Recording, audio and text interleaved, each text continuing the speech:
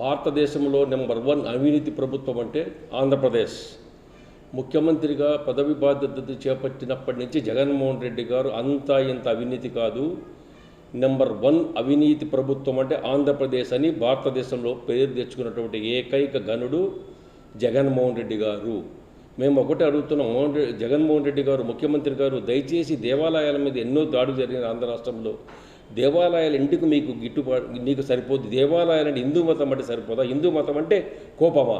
దేవాలయాలు ఇన్నిసార్లు దాడులు జరిగితే 163 సార్లు దాడులు జరిగితే మీరు ఇంతవరకు దాని మీద ఎక్కడ కూడా ఏ దేవాలయాల్లో జరిగినటువంటి దేవాలయం ఎందుకు జరిగిందని ఇంతవరకు ఏ నిగ్గు తేల్చలేదు. ఇవాళ తెలిసి అన్నీ జరుగుతుంటే ఇవాళ ప్రభుత్వం నిన్న 3 రోజుల నుంచి దుర్గాగుడిలో, విజయవాడ దుర్గాగుడిలో ఏసీబీ దాడులు జరిగితే దాని మీద ఇంతవరకు పూర్తిగా ఏం తేలింది, ఎంత దొరికింది, ఎంత దొంగతనం జరిగి ఎంతమంది అవినీతి పాల్పడ్డారు, దాన్ని నిగ్గుగా ఎందుకు క్లియర్గా ప్రజలకు చెప్పడం లేదు? ఎన్ని కోట్లు అక్కడ అవినీతి జరిగింది, ఎన్ని కోట్లు దోచుకున్నారు? మంత్రిగా ఉండి వెల్లంపల్లి గారు, నేను అడుగుతున్నా ముఖ్యమంత్రి గారు, ఈ రాష్ట్రంలో ఉన్నటువంటి క్యాబినెట్లో ఉన్నటువంటి అవినీతి చక్రవర్తి నెంబర్ 1 అవినీతి చక్రవర్తి మీ క్యాబినెట్లో ఉన్నటువంటి వెల్లంపల్లి శ్రీనివాస్ మీద అంతా ఎంత అవినీతిగా చాలా ఉంది. ఈయన మీద దుర్గగుడిలో ఇంత అవినీతి జరుగుతుంటే ఇవాళ ఉద్యోగస్తుల పైన సస్పెన్షన్ వేశారు, వాళ్ళపైన చర్యలు తీసుకుంటున్నారు. అది ఎందుకు జరిగింది? సంబంధిత మంత్రికి, దేవాదాయ శాఖ మంత్రికి సంబంధం లేకుండా ఏమీ జరగదు. దేవాలయాల్లో దాడులు జరుగుతుంటే మంత్రి మీద ఆమె యాక్షన్ తీసుకోలేదు. ఇవాళ తిరుపతిలో కానీ, శ్రీశైలంలో కానీ, పవిత్ర అన్నవరంలో కానీ పవిత్ర దేవస్థానాలలో అన్యమిత ప్రచారం జరుగుతూ ఉంది. దీనికి బాధ్యత ఎవరిది? నెంబర్ 1 ముఖ్యమంత్రిది. నెంబర్ 2 ఏ పదవిలో ఉన్నటువంటి మంత్రి ఉంటాడో, ఆ క్యాబినెట్ మంత్రి ఉంటాడో ఆయన బాధ్యత. ఇలా ఇంత అవినీతి జరుగుతుంటే వెల్లంపల్లి మీద ఇంతవరకు నీవు యాక్షన్ తీసుకోలేదంటే వెల్లంపల్లి చేసినటువంటి అవినీతిలో మీకు కూడా భాగం ఉంటుందని ప్రతి ఒక్కరు ప్రజలు భావిస్తారు. ఇది ప్రజలకు జవాబు చెప్పే బాధ్యత మీ మీద ఉందా లేదా?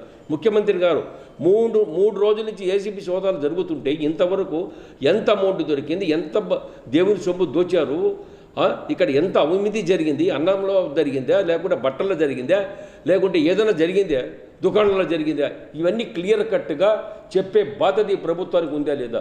ఇవాళ ఏసీబీ వాళ్ళకు కూడా అడుగుతున్నా, ఏదైతే మీకు బాధ్యత ఒప్పచెప్పారో దానికి అవినీతి జరిగిందో, ఎంత జరిగిందో ప్రజలకు జవాబు చెప్పి, ప్రజలకు అదేవిధంగా ఉద్యోగస్తులు ఎవడో ఎక్కడన్నా జరిగింటే కోట్లు జరిగినాయి, అవినీతి జరిగింది, కోట్ల రూపాయలు దొరికిందని చెప్తారే, ఇవాళ దుర్గగుడిలో ఎంత దొరికింది ఎందుకు మీరు చెప్పడం లేదు? క్లియర్ కట్గా ప్రజలు అడుగుతున్నారు. ఇవాళ ప్రజల తరపున మేము అడుగుతున్నాం, ప్రజలకు జవాబు చెప్పే బాధ్యత ఇవాళ ఏసీబీకి ఉంది. ఎందుకు భయపడుతున్నారా?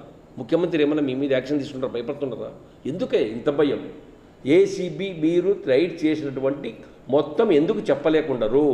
అదేవిధంగా ముఖ్యమంత్రిగా దయచేసి చెప్తున్నా, వెల్లంపల్లి చాలా అవినీతి పాల్పడుతున్నాడు. వెల్లంపల్లి చరిత్ర ఇంకా చాలా ఉంది.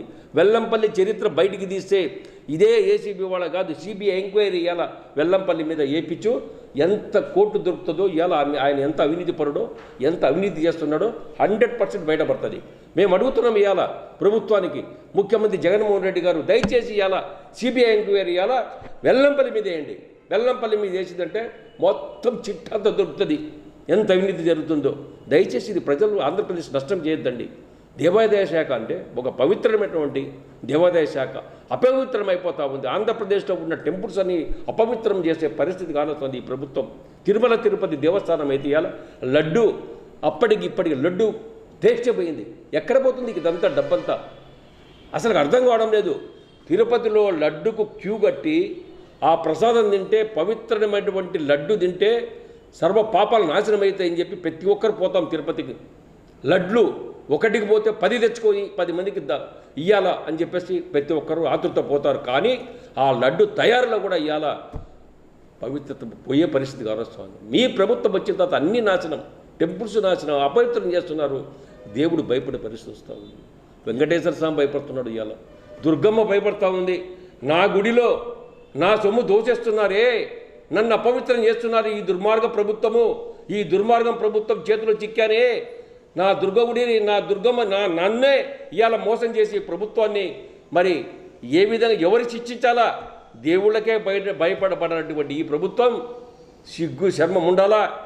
ఇవాళ ముఖ్యమంత్రి గారు దయచేసి కళ్ళు తెరచండి. ఇప్పటికైనా వెల్లంపల్లి గారి నుండి వెల్లంపల్లిని మంత్రివర్గం నుంచి కింద సస్పెండ్ చేయకపోకుంటే, డిస్మిస్ చేయకపోతే ఆయన చేసే తప్పుడు పనులలో మీకు కూడా భాగం ఉంటుందని ప్రజలు భావిస్తారు.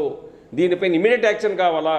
వెల్లంపల్లి చరిత్ర చాలా ఉంది. ఇంకా వెల్లంపల్లి చరిత్ర అంతా 5-6 రోజుల్లో క్లియర్ కట్గా మొత్తం కనుక్కొని మీ ఏసీబీ వాళ్ళకు తెలియనంత రిపోర్ట్ కూడా మా కాడ ఉన్నాయి. ఇవన్నీ కూడా ఖచ్చితంగా కట్టగట్టి మేము వెల్లంపల్లి చిట్టా అంతా తొందరలో 4-5 రోజులు నీకు పంపుతాం. దాని మీద యాక్షన్ తీసుకొని ఇమ్మీడియట్గా ఇవాళ మీ మంత్రివర్గం నుంచి బర్తరఫ్ చేసి దేవాదాయ శాఖ పవిత్రతను కాపాడతానని నేను కోరుతున్నాను.